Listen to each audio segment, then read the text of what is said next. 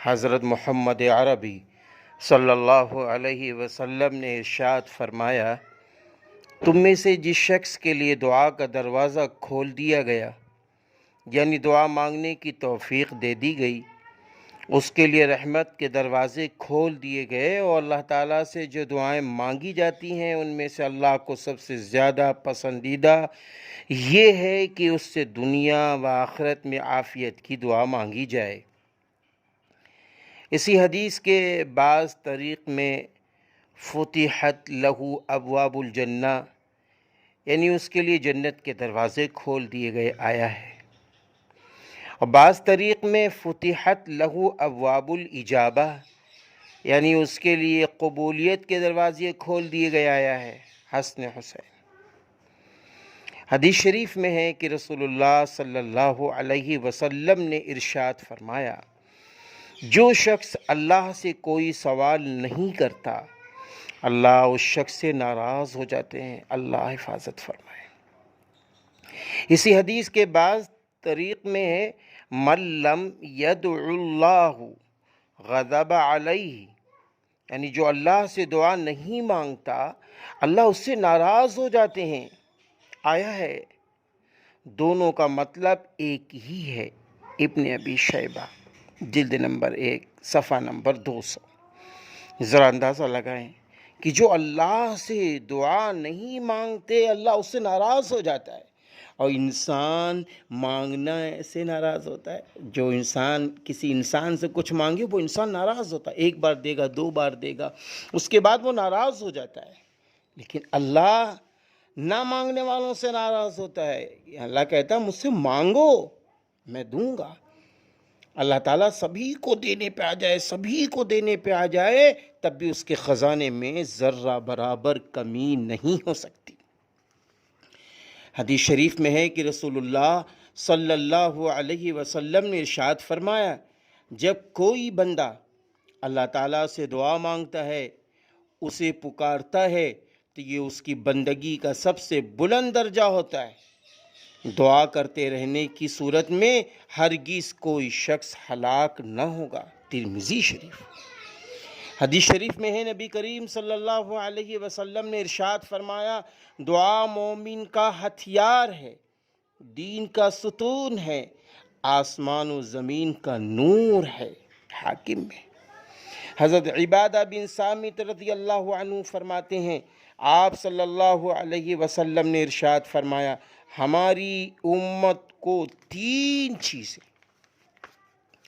ایسی دی گئی ہیں جو اس سے پہلے صرف نبیوں کو ملی ہیں، یعنی جس میں سے ایک یہ ہے، اللہ تعالیٰ جب کسی نبی کو مبعوث فرماتے تو ان سے فرماتے تم دعا کرنا، میں تمہاری دعا قبول کروں گا، اور اس امت سے خطاب کیا تم دعا کرو میں قبول کروں گا۔ جامع الاحکام القرآن۔ دعا تقدیر کو بدل دیتی ہے۔ اللہ اکبر۔ حضرت انس رضی اللہ عنہ سے روایت ہے کہ آپ صلی اللہ علیہ وسلم نے فرمایا، دعا کرو، دعا تقدیر کو رد کر دیتی ہے۔ الدعا، صفحہ نمبر 29۔ حضرت سلمان فارسی رضی اللہ عنہ سے مروی ہے کہ آپ صلی اللہ علیہ وسلم نے فرمایا، تقدیر نہیں بدل سکتی مگر دعا سے، اور عمر میں زیادتی نہیں ہو سکتی مگر نیکی سے۔ اللہ اکبر، اللہ اکبر۔ ایک روایت میں ہے، صلہ رحمی کرو اس سے عمر بڑھتی ہے، صلہ رحمی کرو اس سے عمر بڑھتی ہے۔ ماں کا کیا درجہ، باپ کا کیا درجہ، بھائیوں کا کیا درجہ، بہنوں کا کیا درجہ، بیوی کا کیا درجہ، اور اعزاء اقربا کا کیا درجہ، انسانوں کا کیا درجہ۔ دعا عبادت کا مغز ہے۔ حضرت انس رضی اللہ عنہ سے روایت ہے کہ رسول کریم صلی اللہ علیہ وسلم نے فرمایا، دعا عبادت کا مغز ہے۔ یہ ترمذی شریف کی روایت۔ حضرت ابو ہریرہ رضی اللہ عنہ سے مروی ہے کہ آپ صلی اللہ علیہ وسلم نے فرمایا، دعا بلاؤں کو ہٹا دیتی ہے۔ اللہ اکبر۔ دعا افضل عبادت ہے۔ حضرت ابن عباس رضی اللہ عنہما سے روایت ہے کہ آپ صلی اللہ علیہ وسلم نے فرمایا، افضل عبادت دعا ہے۔ حاکم کی روایت ہے۔ بندے کی دعا پر اللہ رب العزت کا اثر. اللہ اکبر. غور کرنا، ذرا سنو یہ روایت. حضرت سلمان فارسی رضی اللہ عنہ فرماتے ہیں کہ اللہ تعالیٰ کریم، حیا کرنے والا ہے. جب بندہ اس کی طرف ہاتھ اٹھاتا ہے تو اسے دونوں ہاتھوں کو خالی نامراد واپس کرنے میں شرم آتی ہے. اللہ اکبر، اللہ اکبر. ابو داؤد شریف کی روایت، ترمذی شریف کی یہ روایت ہے. دعا نجات اور فراوانی رزق کا باعث ہے. حضرت جابر رضی اللہ عنہ سے مروی ہے کہ رسول پاک صلی اللہ علیہ وسلم نے فرمایا، تم کو ایسی چیز نہ بتا دوں، تم کو ایسی چیز نہ بتا دوں جو تم کو تمہارے دشمنوں سے نجات دے اور تم پر رزق کی فراوانی کرے. تم شب و روز دعا میں لگے رہو، دعا مومن کا ہتھیار ہے. ہر چیز کی دعا کا حکم. حضرت انس رضی اللہ عنہ سے روایت ہے کہ نبی پاک صلی اللہ علیہ وسلم نے فرمایا، ہر حاجت تم اللہ تعالیٰ سے مانگو، یہاں تک جوتے کے تسمے کا ٹوٹ جانا ہو اس وقت بھی اللہ سے مانگو، یہاں تک کہ نمک بھی اگر ضرورت پڑے تو اللہ سے مانگو. اللہ اکبر. آج ہم لوگ اللہ سے نہیں مانگتے، ہر شخص سے مانگتے. میرے بھائیو ڈاکٹر کے پاس جا رہے ہیں، اللہ سے کہیں اے اللہ تو مجھے شفا دے دے. ہم کوئی کام کرنے جا رہے ہیں، اے اللہ میرے کام میں مدد فرما دے. ہم کوئی کام، اپنی بیٹی کا رشتہ طے کر رہے ہیں، اے اللہ میری بیٹی کو خوشیاں دے دے. اپنے مال پر نظر بعد میں کرو، اپنے اسباب پر نظر بعد میں کرو، سب سے پہلے نظر اللہ پہ رکھو اور غائبانہ دعا کرو. پتہ چلے کوئی شخص بیمار ہے، اللہ اسے شفا دے دے. فلاں کی بیٹی بڑی ہو گئی، جوان ہو گئی، اللہ اس کو نیک صالح رشتہ دے دے. اللہ فلاں کی بیٹی کی شادی ہو گئی، ابھی تک اس کی اولادیں نہیں ہوئی، اللہ نیک صالح اولادیں دے دے.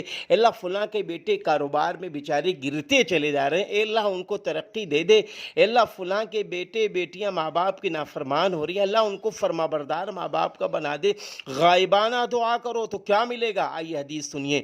حضرت انس رضی اللہ عنہ سے مروی ہے کہ آپ صلی اللہ علیہ وسلم نے ارشاد فرمایا، جب کوئی اپنے بھائی کے لیے غائبانہ دعا کرتا ہے تو ملائکہ آمین کہتے ہیں اور کہتے ہیں اور تجھے بھی اسی طرح ہو. اللہ اکبر. تاخیری قبولیت کی حکمت، ذرا اس پر بھی غور کرنا. حضرت جابر رضی اللہ عنہ سے مرفوعاً روایت ہے کہ حضرت جبریل علیہ السلام بندوں کی ضرورتوں پر مامور ہیں. جب کوئی اللہ کا نافرمان جس نے اللہ کی ذات میں شرک کیا ہے دعا کرتا ہے تو اللہ تعالیٰ فرماتے ہیں، اے جبریل اس کی حاجت پوری کرو، میں اس کی دعا نہیں سننا چاہتا ہوں. ہاں، اور جب کوئی مومن دعا کرتا ہے تو اللہ تعالیٰ جبریل علیہ السلام سے فرماتے ہیں، اس کی حاجت روکے رکھو، میں اس کی پکار پسند کرتا ہوں. کنز الاعمال میں. میرے بھائیوں غور کیا، سنا میرے بھائیوں؟ عافیت کا سوال. حضرت ابو بکر رضی اللہ عنہ فرماتے ہیں، نبی کریم صلی اللہ علیہ وسلم نے فرمایا، اخلاص ایمان کے بعد عافیت سے بڑھ کر کوئی سوال نہیں، پس اللہ تعالیٰ سے عافیت کا سوال کرو. ابن حبان. ان اوقات میں دعائیں قبول ہوتی ہیں.